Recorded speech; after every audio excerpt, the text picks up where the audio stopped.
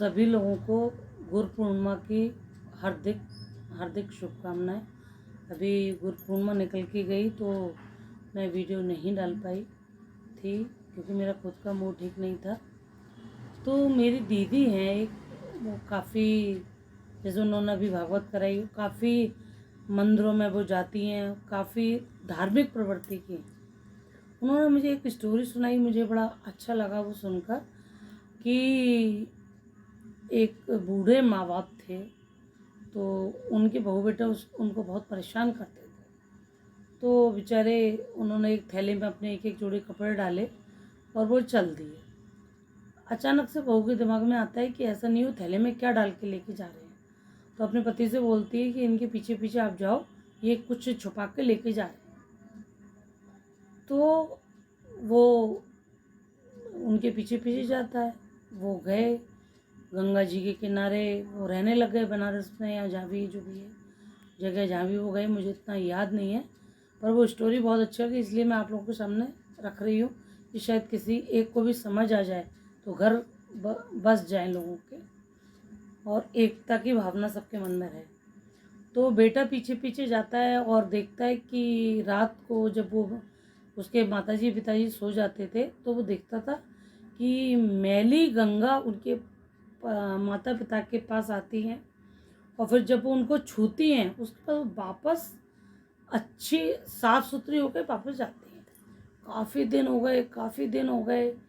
तो उन्होंने फिर एक दिन लड़के ने सोचा कि पूछ लिया जाए कि आखिर ऐसा क्या है।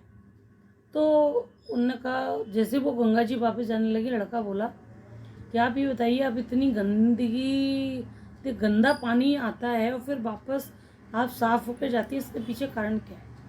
उन्होंने कहा कि आपके माँ बाप बहुत अच्छे दिल के प्राणी थे, और ऐसे लोग आके हमारी मतलब मेरी जो गंगा नदी है उसमें बहुत सारे लोग पापी आके नहा जाते हो, अपने पाप यहाँ छोड़ जाते हैं, जिससे मैं गंदी हो जाती हूँ।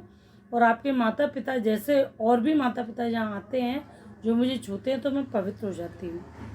अब लड़के का तो दिमागी वो हो गया, चेंज हो गया। वो अपने माता पिता को गलती माफ़ी मांगकर वो घर लेकर आता है, काफ़ी सेवा करता है। अब तो वो दिन भर माँ बाप की सेवा किया करता था।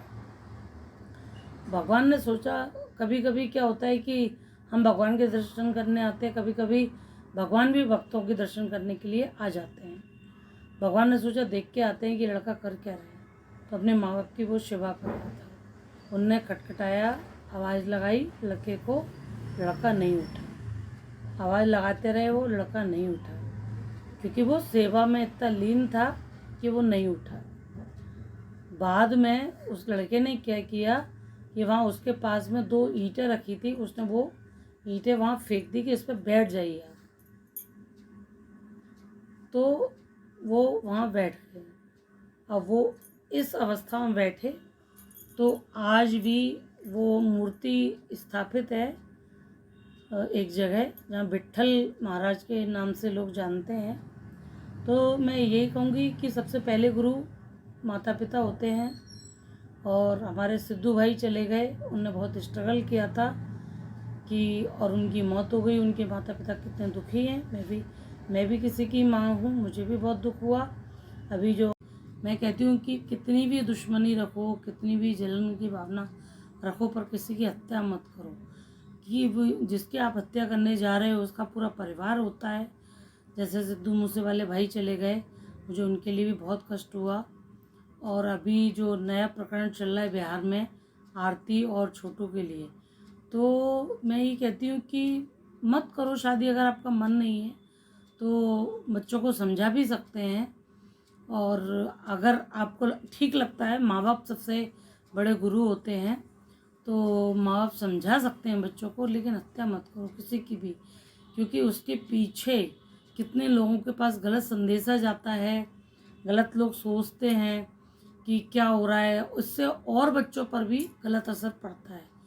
तो मेरा एक तो यही निवेदन है कि पॉजिटिविटी के साथ बढ़िए। अगर आप जलते हैं तो उस अग्नि में आप पहले खुद जलेंगे, तब कोई दूसरा जलेगा। मैं यहाँ ग्वालियर हूँ, अपने होम टाउन अपने फादर को देखने आई थी, तो यहाँ भी मैं बहुत सारी चीज़ों से गुजरी हूँ, जिस वजह से मैंने पहले अपने मूड को ठीक किया, फिर आज आप लोगों के सामने आई हूँ, क्योंकि मुझे भी लग रहा था कि दर्शक सोच रहे होंगे मैं कहाँ गायब हो गई, कि जैसा आजकल फेक न्यूज़ चल गई वो फलाना ख़त्म हो गया। तो मैंने कहा कहीं मेरी न्यूज़ ना चल जाए। तो सभी दर्शक मुझे बहुत प्यार करते हैं और बहुत स्नेह करते हैं। काफ़ी लोग मुझे बहुत दिनों से मेल और मैसेज द्वारा बोल भी रहे थे, मैडम आप क्यों नहीं आ रही हैं, क्यों नहीं आ रही। तो मैंने कहा पहले मैं अपने आप को मजबूत करूँ।